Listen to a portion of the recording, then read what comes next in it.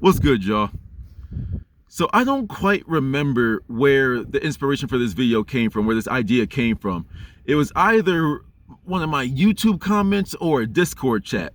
And by the way, if you're interested in coming into the Discord chat, feel free to click the link in the description below. You know, we're all pretty chill people in there. It's a very safe space. If you have a question, we're here to answer you, all right? And if things get out of hand, I can handle it right now. Once again, it's very small community. It's kind of like a mailbox where if you have a question, you might get an answer back in 2 to 3 business days, all right? Because I'm not in there all the time, but some people are starting to take over, all right? But nevertheless, you know, the idea that they had, though, was can you speak on the emptiness that some people may feel on the semen retention journey? I was like, now that's a good one. Now, to me, I think this is one of those that different people may interpret it differently. All right. So I'm just going to give you my perspective and I'm just going to see how many points I can touch on. All right. But the first thing that comes to my mind is you are in a new space mentally that you are not used to, that is foreign to you. You know, before you started semen retention, you were spilling your masculine essence all over the place for no reason. You know, you were in a lower state. That means you were giving more attention to, you know, your depression, your anxiety, your worries, your negative self-image, you know, the blame game, the victimhood. That's what you were giving all of your energy to. But as your consciousness is rising, you can no longer, you know, hold on to that same way that you were living. You are in a different space now. You're in a different level. You're in a different mindset now. And all those old rules that you had are kind of falling by the wayside now. And now, even though you're growing and even though you're feeling you're coming into your masculine frame, even though you're building this power and it's growing within you, you're still walking around your day-to-day life like, I don't hate myself anymore. But I know I have a lot of work to do. You know, you're still walking through having these thoughts. Imagine yourself walking through the park.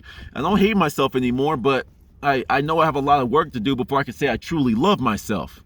And that goes back to my point that I keep saying that semen retention is a catalyst, right? It's not the end all be all, but it's that thing that by itself can get you out of the scale. I say there's -1, 0, 1. All right, when it just comes like the very simple basic scale. When y'all are down bad, you're all depressed, you're all mopey, you're all dwelling in your self-loathing and all that shit, you're in -1. Semen retention is going to get you balanced again. It's going to get you back to 0. Sure, you got work to do with those bad feelings, those negative feelings, but you're now you're on level ground now. You're on solid ground now to propel you to the next levels, right?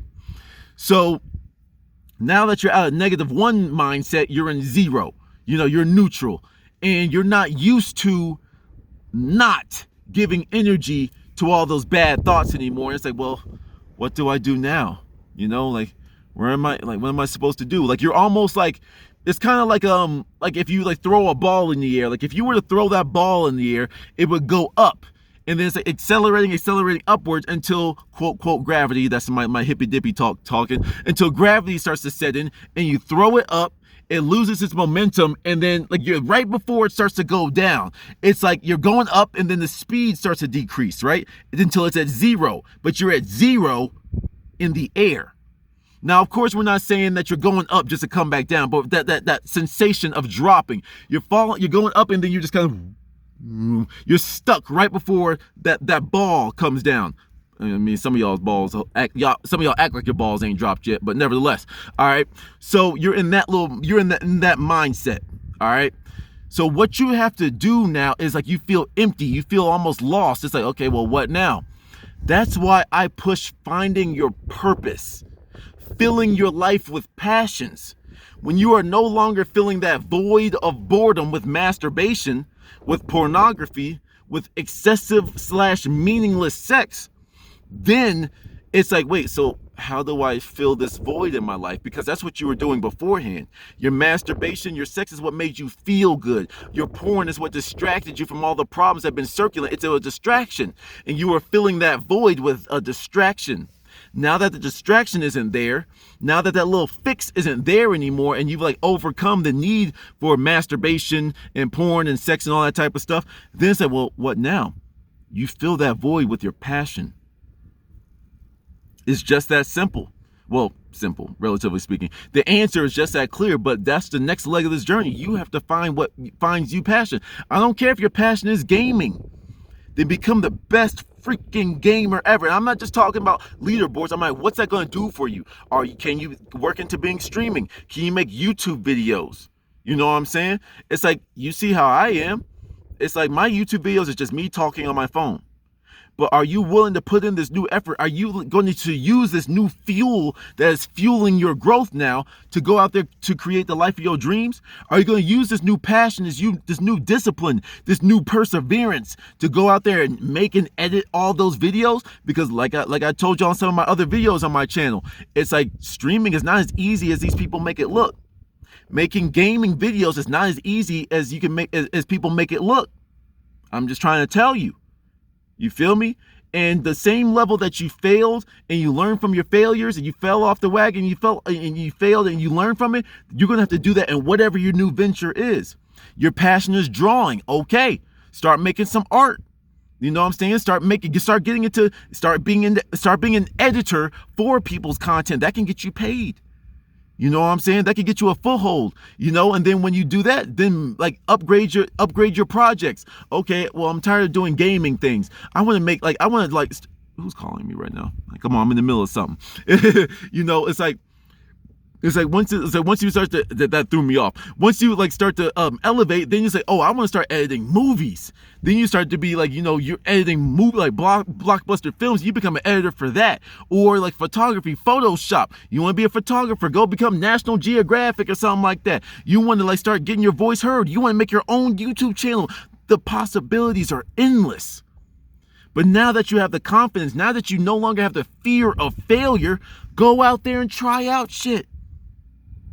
Go find what's going to fill that void, because you're going to know. I promise you're going to know. For me, I kind of got the calling, like, let me just give this a try. When I made my very first YouTube video, I was like, that wasn't so bad. Let's make another one and another one and another one. And now we're here.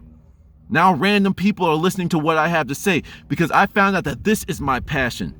Helping people, using my voice to heal the world, using my voice to raise the vibrations of people, the frequencies, raise the consciousness of the planet. That's my passion. That's my mission. That's my purpose. And my life it feels full when I do this. But let me tell you the flip side of this. I do take breaks, as many of you have noticed. I take breaks so I can get recalibrated. Is this something that serves me? Do I want to continue this? And when I'm not doing YouTube, I miss it. I miss it. You know, when I'm not making these videos for y'all, when I'm not making these videos for the world, I miss it. Even when I'm not recording, I'm thinking about y'all, you know? But you have to prioritize yourself. That's why I talked about in the last video I recorded, regardless, the video before, like earlier today. It's like, you know, you have to focus on yourself. What makes you happy? Are the people, are the things, is the place that you're living in conducive to your growth? Does everything around you bring you happiness, bring you success, bring you fulfillment? This is when, like, sometimes you have to do, when you're in this negative stage, sometimes there's some little things holding you back down. You're trying to rise, but it's just holding you down until you eventually let that go. Boom. So when you're in this negative space, you also have to think about, what's holding me back right now? You know, I made it through that challenge. You know, I beat semen retention. I didn't even think I could do that, but I pushed. I persevered. Okay, but I don't feel happy yet. I don't feel fulfilled yet. What's blocking me from getting that? All right, this is what a lot of people you might inadvertently fall into, what us in the spiritual world call shadow work. What mental limitations do I have? What emotional things are holding me back? What spiritual things are holding me back? What things am I holding on to that no longer serve me? Am I willing and am I ready to get rid of those things so I can ascend to new levels? You feel me? That's what that emptiness is. It's that emptiness is not passion. You know, if you look at people that have eating disorders, you know, like especially people that eat too much, you know, like my 600-pound life and whatever, when they just look like blobs. You know what I'm saying? Some of y'all even look at yourselves at 200-something pounds, you know, 280s, 290s, and you just look at yourself like, I could lose weight. Some of y'all are not a muscular 280. You know what I'm saying? You're a fat 280, you know? And it's like you are filling that void with food. That's one of the people's easiest ones. One of the things I've learned in my journey, my spiritual journey, is that food is sexual. That might sound weird to some of y'all, but food is sexual. I mean, think about a Snickers. I'm gonna put y'all on game real quick. You know, your health is very important. Once you start to fill your body with the right things, whether it be mentally or physically, you're gonna be like, wait a minute. It might sound crazy to some of y'all. I told y'all I'm gonna start easing y'all into it, the stuff I'm on. I told you I ain't holding no punches right now because life is getting real out here. Look at a Snickers bar. Take it out of the wrapper and look at that Snickers bar. Tell me that's not a dick. A nice veiny dick. You bite it open, you put this thing in your mouth, and then you have this caramel oozing out of it. And it's literally full of nut. In the shape of, it could have been shaped in anything. It could have been shaped in a circle. Could have been shaped in a square. But they shaped it like that. And then they're named, a lot of these candy bars are named after men. Mr. Goodyear, Three Musketeers. And you putting this thing shaped like a rod into your mouth. Think about it. You know, there was like advertisements, and I know we're going off a little bit, but I told y'all I'm not pulling punches no more.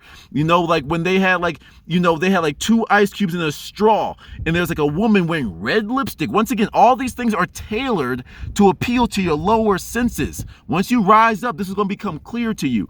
But let's just think about 2 ice cubes in a straw with red lipstick, which is like one of the most seductive colors, and it's a woman's lips sucking on the straw in between 2 ice cubes. What do you think that is? What do you think that appeals to? You see what I'm saying? But then, like, you know, taking it off of the quote conspiracy, because some of y'all will be like, okay, this man on one, okay, he's talking about some weird shit. Okay, it's like, why is it that a lot of these foods have female hormones in them? This is why all these men have become so soft, because of the things that you're eating on a regular basis, aka soy boys. You know, tofu, soy, and they're just as sensitive as women. Because soy especially messes with your chemical balances, your testosterone and your estrogen balances. See, I filled the void with me for information, for knowledge. Some of it might sound crazy, but y'all gonna quickly figure out that the truth is stranger than fiction.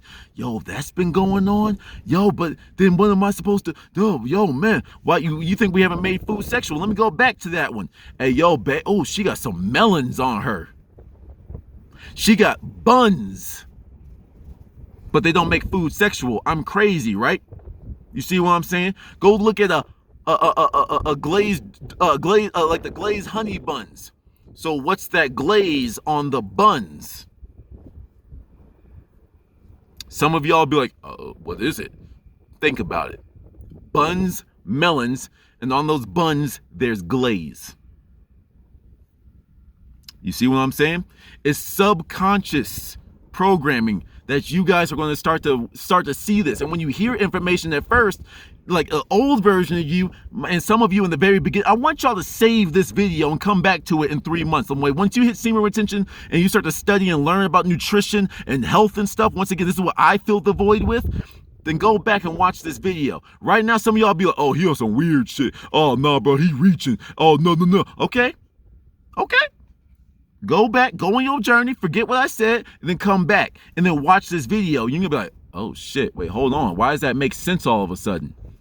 This is what happens when your consciousness rises. You stop discounting everything as a conspiracy, as a whatever. But anyway, let's bring it back.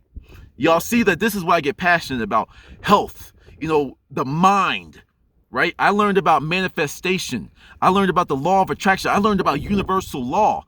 But then you get into quote conspiracy world, because a lot of these things aren't conspiracy. They're actually real. It's like you learned about how all these things have been put against you to literally put you into your lowest animal-like state, or to demasculate men. We are now at the point where we have been so demasculated as men that we're trying to turn into women. And you think food, the things that are going into our bodies, have nothing to do with that? I'm just trying to put you up on game. So if you don't know your exact passion, go out there and learn. If you don't even want to get into conspiracy world, if health isn't important to you, as it should be, health is wealth, but go learn about money. Go learn about wealth. Go learn about how to control an audience with your voice. Go learn about crypto. I've told y'all, and let me go ahead and get y'all started. These meme coins, they're an introduction to the crypto world. These funny little things that give people like little Chuck E. Cheese token coins that have no utilization and no true value except for the value that people put on them. Now, yes, you can learn the ways of how to trade those and make your money if that's the route you want to take. Go for it. But I recommend to y'all, look up ISO 20022 coins. This is not financial advice. I'm pissed off that I have to say that to people. Go make your own financial decisions. However, those are the ones that are going to be used in the new banking system. You think crypto is a scam? Yeah, it is when you're investing your money in Elon coin, Come Rocket, and even Dogecoin. Even though I could have made $1 million off of Dogecoin, but I pulled out my money to a more responsible investment. Am I pissed off about that? Yes. Is the crypto market very volatile? Yes.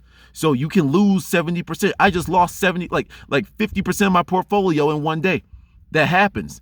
But are you going to be the type of person that's going to forget everything that you learned in the semen retention journey and crack under pressure, something happened, are you just going to react? Or are you going to understand how stocks work? Are you going to do enough research to know that certain coins are going to bounce back? Some of them aren't. That's the gamble. That's why I said do your own research. Before you invest, do your research on something and make sure you are confident in your decisions. That's what you should be doing in everything in your life.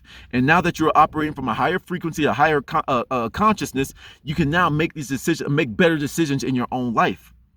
Fill that void with knowledge, with information that you can use to make better decisions, to then lead yourself in the life that you want to live. I told y'all, we on one in this one now. It's I'm not holding no punches. I'm not going to sugarcoat nothing. You are in a different mind state, gentlemen. The things that you once passed off as coincidence and weird and all that type of stuff, you are now here. Some of you thought at first that semen retention was stupid, but you gave it a shot anyway. And now all of us weirdos that weren't jacking off and busting nuts make a little bit of sense now to you. What else is going to make sense when you get to the higher levels of the stuff that's going on in this world? Fill that void. Fill it in your own way, but fill it with something productive and healthy. To the next one.